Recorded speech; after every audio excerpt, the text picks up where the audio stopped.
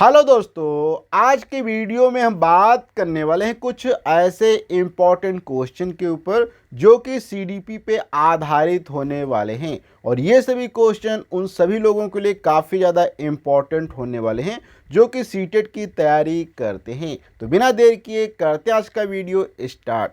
यहाँ पे आप देख सकते हैं, सबसे पहला आपको एक क्वेश्चन दिखाई दे रहा होगा जिस क्वेश्चन के अंदर कहा गया है कि जेंडर जो होता है वो जेंडर क्या है। तो यहाँ पे ऑप्शन में दिए गए सबसे पहले कहा गया है कि एक आर्थिक अवधारणा है। क्या है? एक आर्थिक अवधारणा है।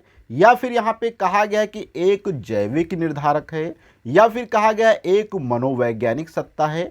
या फिर यहाँ पे कहा गया है एक सामाजिक संरचना है। अर्थात इंग्लिश में बात करें तो जेंडर जो होता है is an economic concept, is a biological determination, या इज अ साइकोलॉजिकल एंटिटी, या इज अ सोशल कॉन्स्ट्रक्ट। अर्थात यहाँ पे क्या हो जाएगा? देखो, अगर यहाँ पे हम ऑप्शन पे वन बाय वन बात करेंगे तो ऑप्शन आपका पहला वाला जो यहाँ पे एक आर्थिक अवधारणा, तो जेंडर की अगर हम बात करें तो इससे आर्थिक अवधारणा का क्या मतलब है, इसलिए ये तो हमारा पहला ही क्या है, इनकरेक्ट हो जाएगा। वहीं पे दूसरे पे अगर हम बात करें जहाँ पे कहा गया एक जैविक निर्धारक है। अब यहाँ पे जैविक निर्धारक कैसे होता है जेंडर से, ये भी नहीं सही से बैठ रहा है पे ऑप्शन। वहीं पे मनोवैज्ञानिक वाला ये भी नहीं सही होगा। इसका केवल और केवल यहाँ पे डी वाला ऑप्शन जो यहाँ पे आपका करेक्ट हो जाएगा। थोड़ा सा इसी को यहाँ पे हम डिटेल से समझते हैं कि इसका क्या मतलब है। तो यहाँ पे अगर बात किया जाए तो जेंडर का तात्पर्य उन भूमिकाओं, अपेक्षाओं, व्यवहारों और विशेषताओं से है जो समाज, संस्कृति या समुदाय व्यक्ति के स्त्री, पुरुष या अन्य पहचान से जोड़ता है। कहने का मतलब जेंडर जो होता है वो अलग अलग उसके तात्पर्य हो सकते हैं। जैसे कि हो सकता है स्त्री के नाम से हम लोग कभी कभी कहते हैं, किसी को हम पुरुष कहते हैं, या अन्य पहचान के विषय में जोड़ता है। यहाँ पे बात करो तो यह केवल आर्थिक जो ऑप्शन ए में दिया गया था यह शुद्ध रूप से जैविक है, या जो बी में कहा गया जैविक है, ये दोनों इसकी विशेषता नहीं है। क्योंकि जैविक निर्धारक सेक्स कहलाता है, जबकि जेंडर जो होता है वो सामाजिक एवं सांस्कृतिक अर्थों में परिभाषित किया जाता है। अगर बात करें मनोवैज्ञानिक सत्ता जो कि सी में कहा गया, को भी मुख्य उत्तर नहीं माना जाता क्योंकि यह व्यापक रूप से समाज द्वारा निर्धारण की प्रक्रिया को नहीं दर्शाता है। तो यहाँ पे इसलिए हमारा लास्ट का ऑप्शन है जिसमें कहा गया है जेंडर की अवधारणा सामाजिक निर्माण है, जिसमें विभिन्न समाजों, संस्कृतियों और समय के अनुसार जेंडर भूमिकाएं बदलती रहती हैं। तो इस प्रकार से ऑप्शन यहाँ पे डी वाला बहुत ही करेक्ट हो जाता है।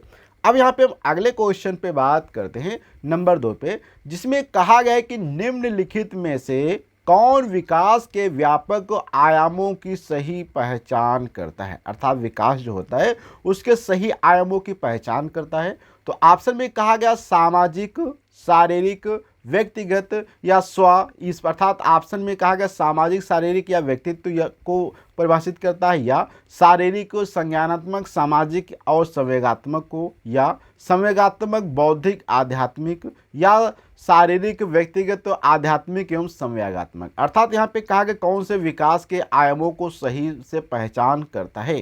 तो यहाँ पे 4 ऑप्शन है। इसी में अगर बात करें इंग्लिश में तो which of the following correctly identify the broad dimension of development. Option A में कहा गया है सोशल, फिजिकल, पर्सनल सेल्फ, या physical, cognitive, social, emotional, emotional, intellectual, spiritual self, या फिजिकल, पर्सनल, स्पिरिचुअल, इमोशन। अब यहाँ पे अगर वन बाय वन बात करें तो जो हमारा विकास होता है वो सामाजिक, शारीरिक और व्यक्तिगत स्वयं वाला जो है ये तो हमारा ऑप्शन यहाँ पे इनकरेक्ट हो जाएगा। केवल और केवल यहाँ पे बात करें तो हमारा बी वाला ऑप्शन इसका जो होता है सटीक बैठता है, जहाँ पे शारीरिक विकास भी होना चाहिए, संज्ञानात्मक भी होना चाहिए, सामाजिक भी होना चाहिए और संवेगात्मक। अर्थात ये सभी जब विकास होते हैं तो ये विकास के सही आयामों को पहचान कराता है। अब थोड़ा सा इस पर डिटेल से अगर बात किया जाए तो यहाँ पे देखेंगे कि विकास के आयाम जो होते हैं वो क्या होते हैं, बहुआयामी होते हैं, जिसमें जैसे कि हमारा शारीरिक विकास भी होना चाहिए, संज्ञानात्मक या बौद्धिक विकास भी होना चाहिए, जिसमें सामाजिक विकास भी होना चाहिए, जिसमें संवेगात्मक या भावनात्मक भी पक्ष होने चाहिए। अगर ये सभी पक्ष आते हैं तो ये विकास से संबंधित होते हैं। वहीं पे बात करें तो शारीरिक विकास में ऊंचाई जैसे होती है, या वजन बढ़ना, या शारीरिक स्वास्थ्य और कौशल आते हैं। संज्ञानात्मक विकास में बात करें तो इसमें सोच, जैसे कि कोई व्यक्ति कैसे सोचता है, कैसे तर्क करता है, कैसे चीज़ों को सीखता है, कैसी उसकी याददाश्त है, याद करने की क्या चीज़ें हैं, क्या उसकी बुद्धि आदि घटक जो होते हैं वो संज्ञानात्मक में आते हैं। संवेगात्मक विकास में बात करें तो इसमें भावनाओं को पहचानना, अर्थात वो व्यक्ति कोई किसी के साथ में कैसी भावनाएं रखता है, कैसे व्यक्त करता है, नियंत्रित कैसे करता है अपने आप को, आत्मविश्वास आदि निर्भर करता है। वहीं पे अन्य विकल्पों में सभी मुख्य आयाम शामिल नहीं, इसलिए केवल यहाँ पे हमारा बी वाला ऑप्शन जो होगा वो सही बैठ जाता है।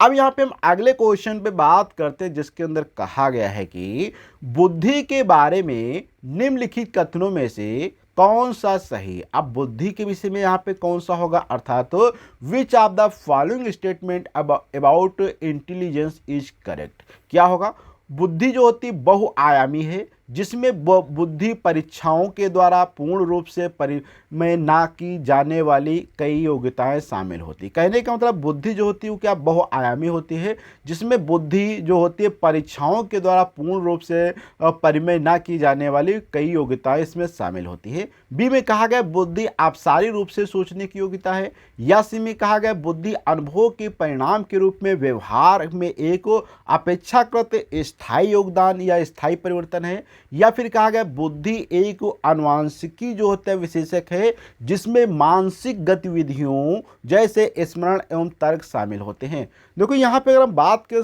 ऑप्शन किस में करेक्ट की, तो हमारा जो ऑप्शन यहाँ पे पहला वाला ही करेक्ट हो जाएगा, क्योंकि बुद्धि बहुआयामी होती है, जिसमें बहुत सारी चीज़ें शामिल होती है, जिसको हम केवल परीक्षाओं से निर्धारित नहीं कर सकते हैं। थोड़ा सा यहीं पे अगर हम बात करें इसका डिटेल से सॉल्यूशन पे, तो आधुनिक मनोवैज्ञानिक जो हैं उनके अनुसार बुद्धि एक बहुआयामी अर्थात मल्टी डायमेंशनल संकल्पना है। इसमें जो होता है तर्क भी होता है, विश्लेषण भी होता है, स्मृति भी होती है, कल्पनाएं भी की जाती हैं, निर्णय भी लिए जाते हैं, रचनात्मक यहाँ पे कार्य किए जाते हैं, समस्या समाधान होते हैं, सामाजिक समझ जैसी अनेक क्षमताएं शामिल होती है। अर्थात बुद्धि बहुत चीज़ों का क्या है, एक कॉम्बिनेशन है। पारंपरिक बुद्धि परीक्षण बुद्धि की सभी योग्यताओं को पूरी तरह हम नहीं माप पाते हैं। कुछ कौशल जैसे सामाजिक बुद्धि या रचनात्मक इनमें से बाहर रह जाते हैं।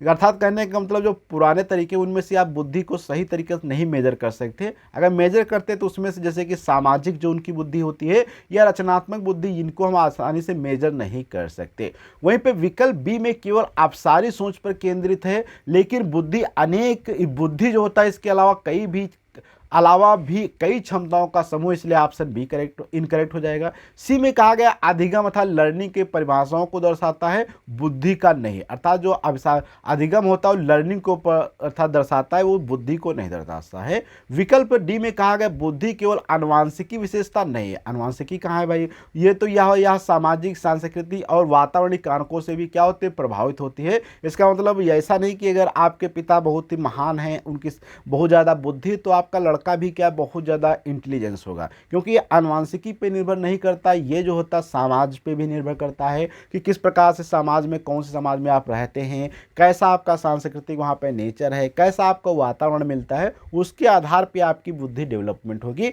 ये आनुवांशिकी केवल नहीं होता है, बस इसका थोड़ा सा होता है, फर्क पड़ता है, लेकिन ज़्यादा जो प्रभाव होता है बुद्धि के ऊपर वो आपका सामाजिक, सांस्कृतिक और यहाँ पे जो होता है वातावरणीय कारकों से प्रभावित होता है।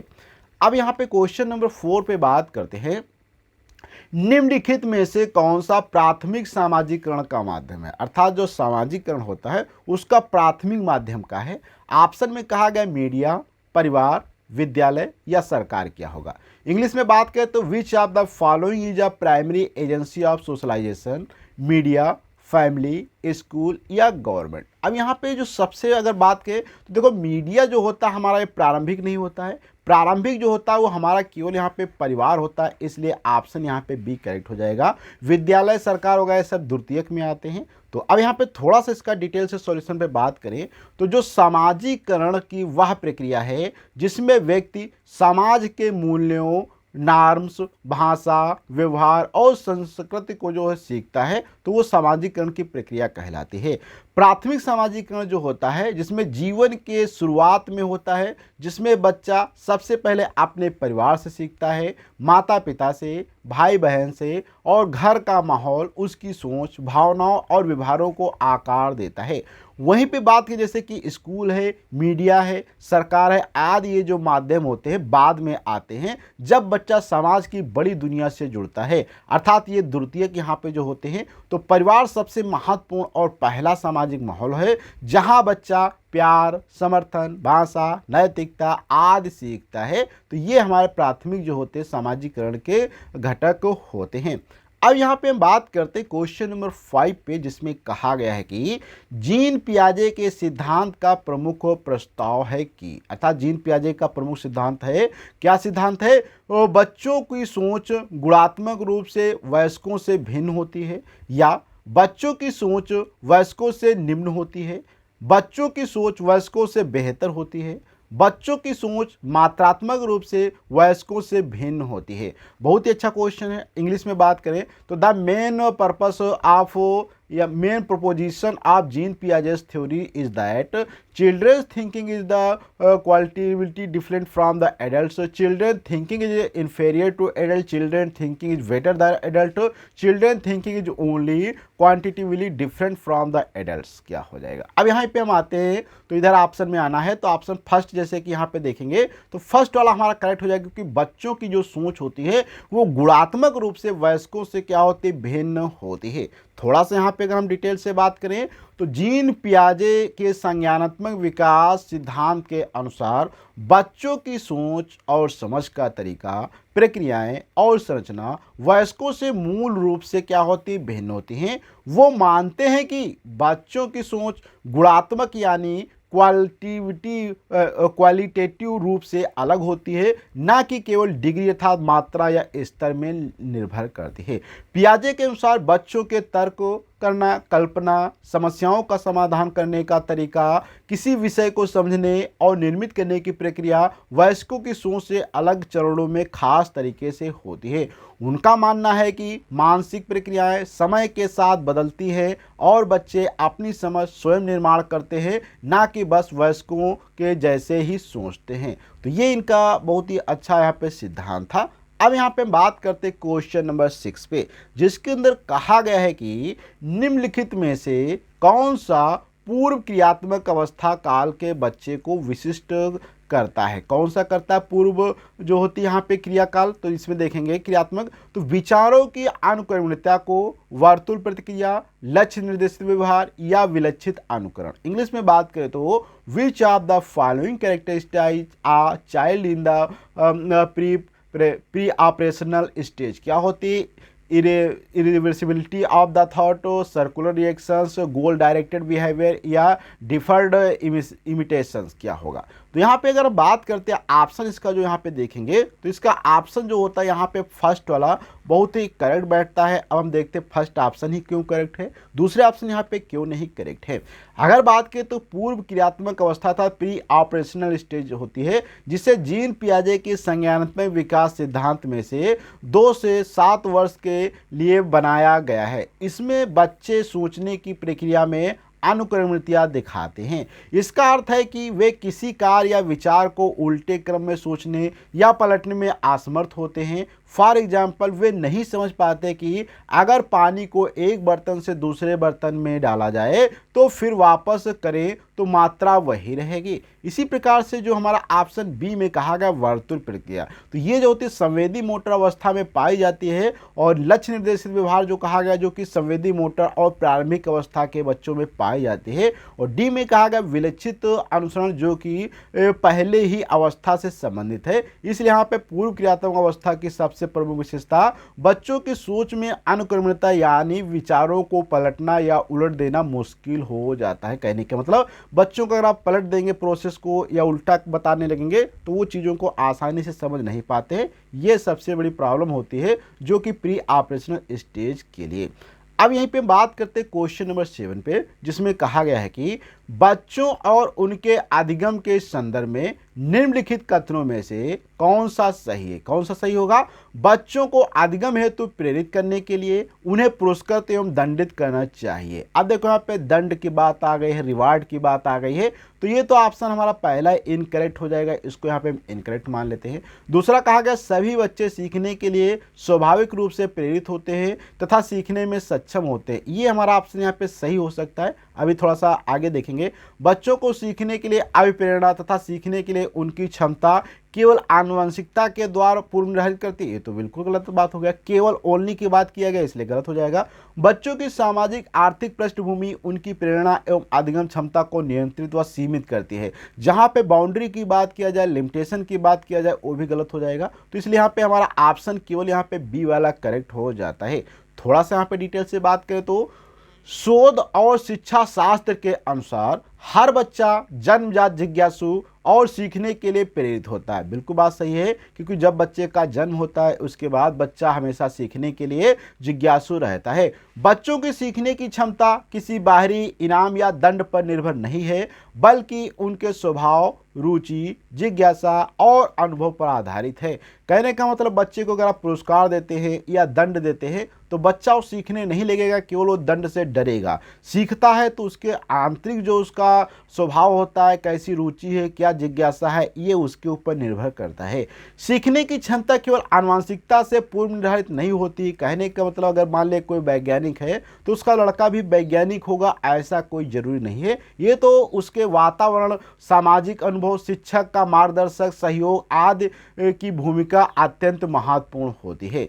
सामाजिक आर्थिक पृष्ठभूमि का अवश्य प्रभाव होता है, लेकिन यह पूरी तरह सीमित या नियंत्रित नहीं करती। सहायक वातावरण जैसे कि रुचिपूर्ण शिक्षण तथा अवसर मिलने पर सभी बच्चे सीख सकते हैं। सबसे वैज्ञानिक और समावेशी दृष्टिकोण विकल्प बी में है, क्योंकि किसी भी बच्चे की सीखने के लिए स्वाभाविक तौर पर प्रेरित व सक्षम होते। बहुत ही अच्छा क्वेश्चन था। अब यहाँ पे हम आगे बढ़ते हैं।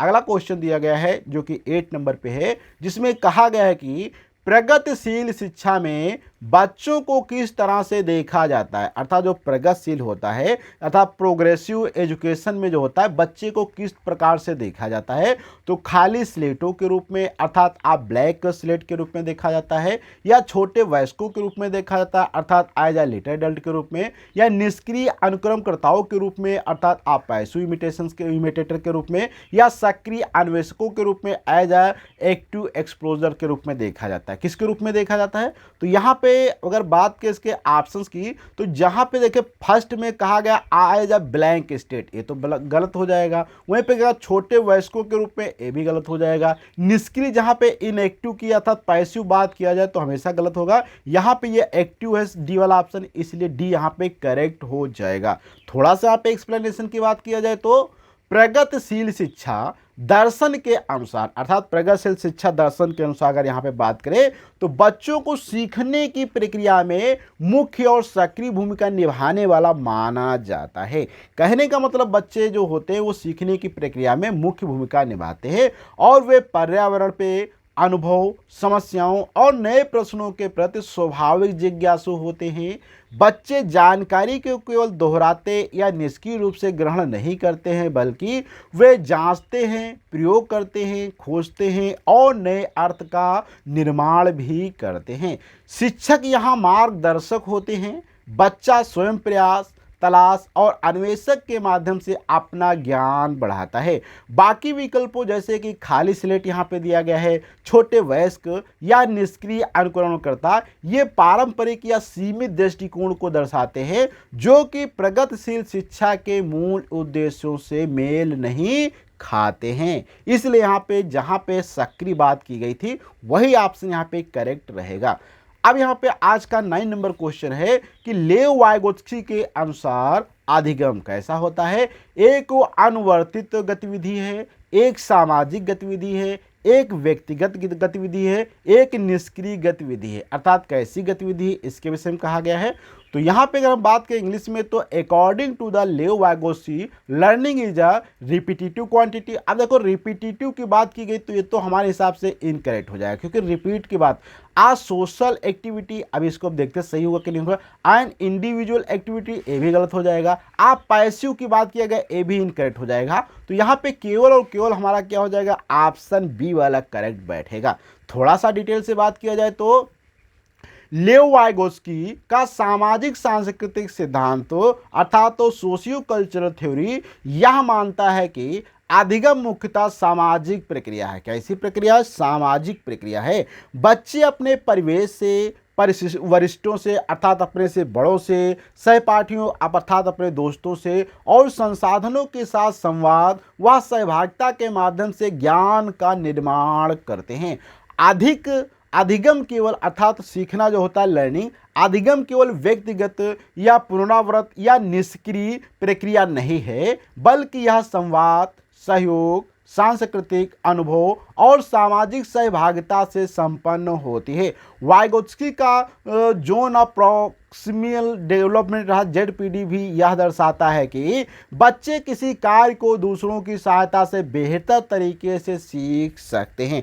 अब यहाँ पे आज का जो हमारा लास्ट का क्वेश्चन है 10 नंबर, जिसमें कहा गया है कि जीन पियाजे के अनुसार बच्चे, अर्थात जीन पियाजे के अनुसार बच्चे क्या होते हैं? बच्चे को पुरस्कार एवं दंड के सिद्धांतों का प्रयोग करते हुए विशिष्ट तरीके से व्यवहार करना एवं सीखना सिखाया जा सकता है। ये तो बिल्कुल भी गलत बात हो जाएगी। जहाँ पे दंड की बात की जाए, पुरस्कार की बात किया जाए, वो तो ऑप्शन आपका कभी सही नहीं हो सकता है। फिर कहा गया ज्ञान को सक्रिय रूप से संरक्षित करते हैं जैसे जैसे वे दुनिया में व्यवहार कौशल का प्रयोग करते हैं तथा अन्वेषण करते हैं। देखो यहाँ पे सक्रिय की बात की गई और यहाँ पे हर चीज लगभग पॉजिटिव जो कि बच्चे के फेवर में हो रही है, इसलिए ये तो ऑप्शन यहाँ पे सही हो सकता है। लेकिन फिर भी हम यहाँ पे आगे के ऑप्शन अगर देखें तो प्रेरणात्मक और अधिगम की प्रक्रिया का अनुसरण करते हुए दूसरों का अवलोकन करके सीखते हैं, ये तो गलत हो जाएगा। अवलोकन वगैरह यहाँ पे नहीं होता है।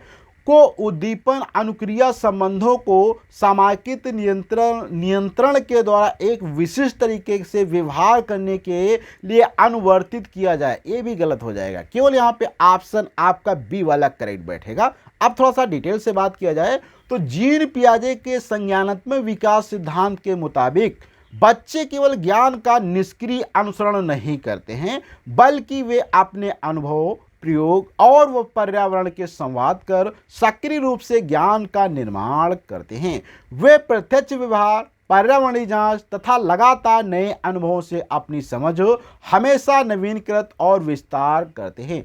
अन्य विकल्प की बात करें जैसे कि यहाँ पे दंड पुरस्कार जो कि ए में कहा गया था, अवलोकन द्वारा सीखना जो कि सी के अंदर कहा गया था, या केवल उद्दीपन अनुक्रमण नियंत्रण जो कि डी में कहा गया था, ये सभी व्यवहारवादी या सामाजिक अधिगम सिद्धांत से जुड़े हैं, न कि पियाजे के दृष्टिकोण से। तो पियाजे शिक्षा में सक्रिय, खोजपूर्वक और अनुभवात्मक अधिगम को सबसे ज़्यादा उपयुक्त मानते हैं। तो आज का वीडियो आपको कैसा लगा है, प्लीज़ आपको अपना फीडबैक कमेंट बॉक्स में देना है। और ये अभी तक आपने इस चैनल को लाइक नहीं किया है या हमारे इस चैनल को सब्सक्राइब नहीं किया है तो प्लीज़ सब्सक्राइब करें, साथ में अपने दोस्तों को भी शेयर कर दें जिससे उनको भी कुछ फ़ायदा हो सके। तो अगले वीडियो मिलेंगे, जब तक के लिए धन्यवाद।